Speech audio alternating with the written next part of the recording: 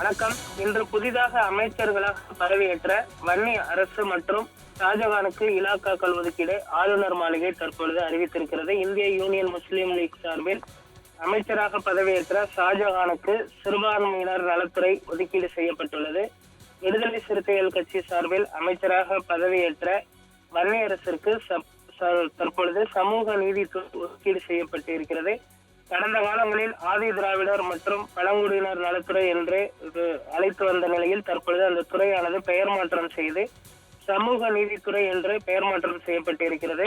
இந்த அரசு சமூக நீதிக்கான அரசு, மதசார்பற்ற அரசு என்று தொடர்ந்து தாவேக அரசு கூறி வரக்கூடிய நிலையில் தற்பொழுது முதல் சமூக நீதித்துறை அமைச்சராக வன்னியரசு அவர்கள் நியமிக்கப்பட்டிருக்கிறார். அவர் ஆதி திராவிடர்கள் மற்றும் பழங்குடியினர் நலன் சார்ந்த அந்த பிரச்சனைகளை உள்ளடக்கிய துறையை கவனிப்பார் என்றும் தற்பொழுது ஆளுநர் மாளிகை செய்தியானது வெளியிட்டிருக்கிறது.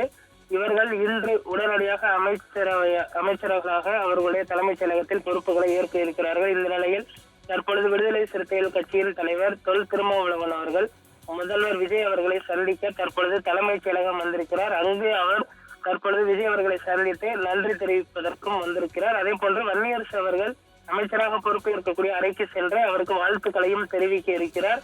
இத்தனை ஆண்டுகால வரலாற்றில் தற்பொழுது முதல் முறையாக கூட்டணி அரசு அமைந்திருக்கிறது. இதில் கூட்டணி கட்சிகளுக்கும் அமைச்சரவையில் பங்கீடு வழங்கப்பட்டிருப்பதும் குறிப்பிடத்தக்கது. இது ஒரு முக்கியத்துவம் வாய்ந்த ஒரு நிகழ்வாக பார்க்கப்படுகிறது. இந்த நிலையில் தற்பொழுது விடுதலை சிறுத்தைகள் கட்சி மற்றும் ஐயுஎம்எல் கட்சிகளுக்கு அந்த துறைகளானது ஒதுக்கீடு செய்து தற்பொழுது தமிழக அரசானது அதிகாரப்பூர்வமாக அறிவிப்பினை வெளியிட்டிருப்பதும் குறிப்பிடத்தக்கது.